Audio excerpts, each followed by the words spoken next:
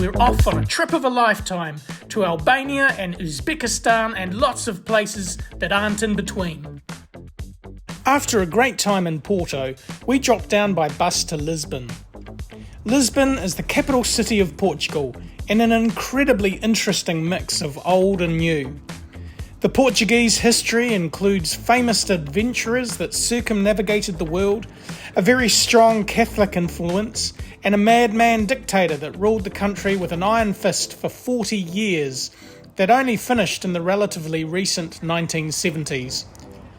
But our favourite thing to do was just to wander through the picture-perfect streets and sample the local hospitality.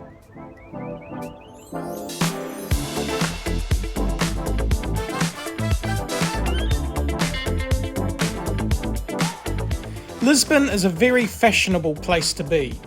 There's a main road that has a strip of tables right down the middle of it, and almost the entire length of the road that leads to the sea. It is a major promenade to walk, shop and eat, and of course to be seen.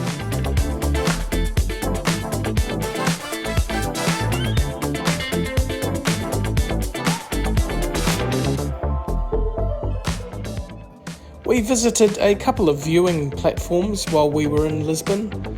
The Rua Augusta Arch is one we highly recommend. The other, not so much, but we'll cover that a bit later on.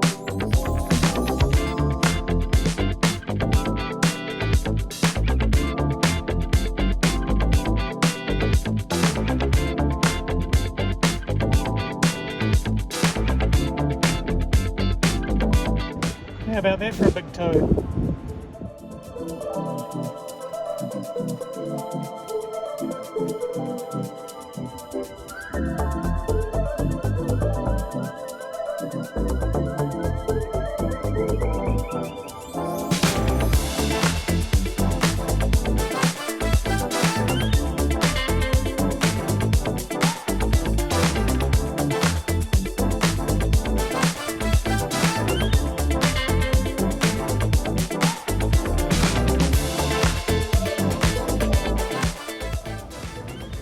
The iconic thing to do is to take a tram, in particular the number 28 tram.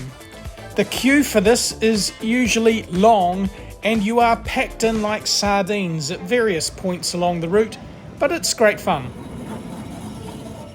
Number 28 tram.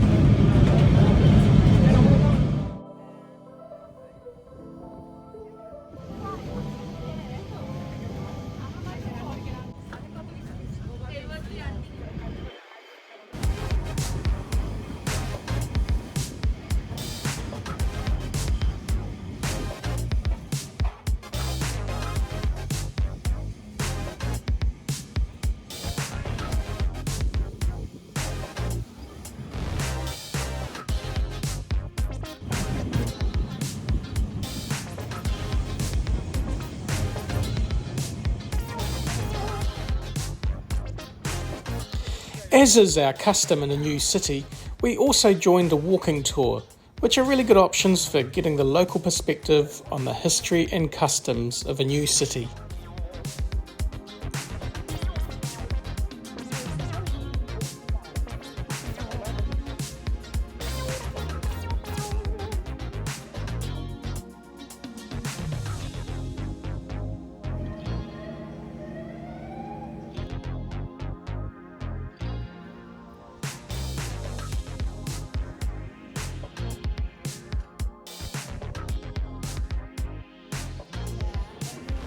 Right, this is the pastel de nata. We all know this is the reason why I come to Portugal. Pastel de nata. Pastel de nata. Pastel de nata. There were two food items we were told to make sure we try. Pastel de nata, which is an egg custard tart pastry. It comes in a variety of other flavours like chocolate, strawberry and so on. I had to try a few of the different options, of course, and they're all pretty delicious. And then there's the pastas de bacalhau or codfish cake. Although our tour guide made us promise not to try the version that included a cheesy centre, apparently that is only a recent addition made for the tourists. The Alfama neighbourhood has a labyrinth of narrow streets and small squares, and its name dates back to the days of the Moors, the Islamic Arabic people that controlled the area for a few hundred years.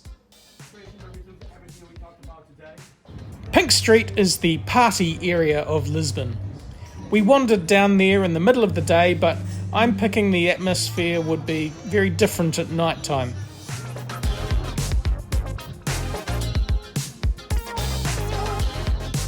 Lisbon feels purpose-built for tourists. Just check out this place.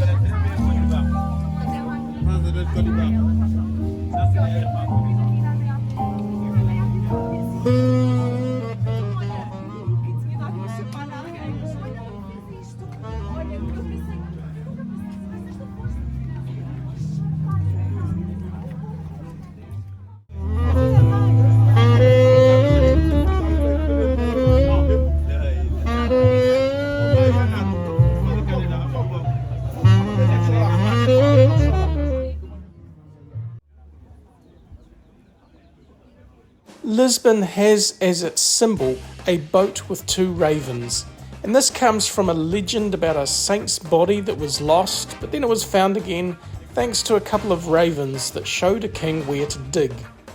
The ravens then accompanied the ship when it brought back the saint's body. It's kind of a weird story, but the symbolism is everywhere. We took a ferry across the Tagus River to Almada, with the intention of getting to the statue of Christ that was inspired by the Christ the Redeemer statue in Rio de Janeiro. It's impressive. The statue is 28 metres high, but sits on a pedestal that is 82 metres tall, which basically means the statue is visible from most points in Lisbon.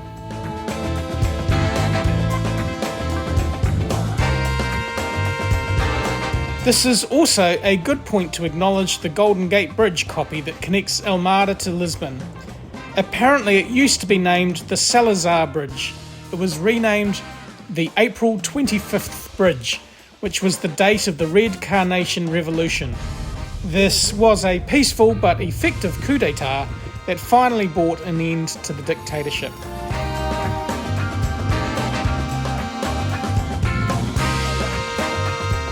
On our final day, we walked through the Alex factory area, which is apparently a thriving artists' neighbourhood, and continued by bus through to the Geronimus Monastery and waterfront area.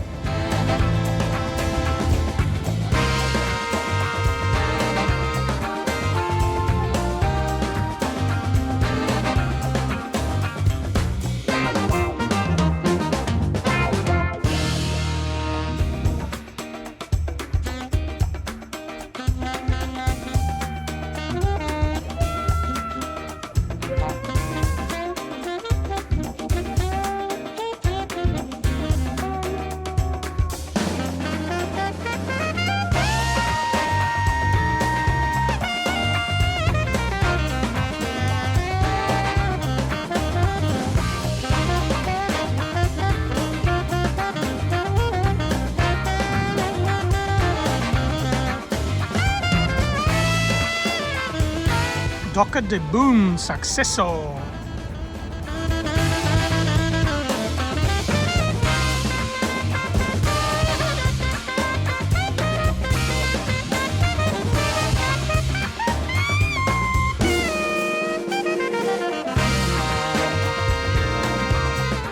Guns N' Roses.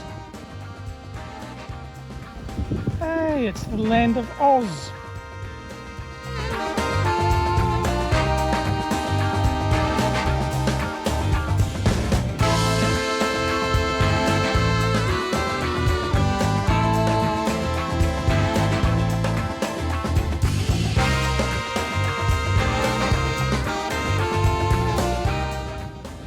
We found the public transport reasonably easy to use.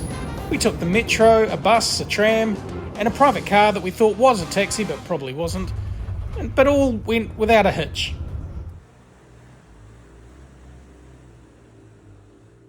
I mentioned a second viewing platform that is way overrated. That is Elevador de Santa Justa. It had very long queues and cost €5. The thing is, you can access the viewing platform by a different access point for free, and the elevator ride is about 15 seconds. So the whole thing is, as described by our walking tour guide, the biggest tourist trap in Lisbon.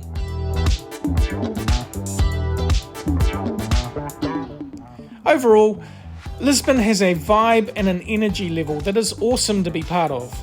Lisbon, we love you. Hey, thanks for watching, and please like and subscribe.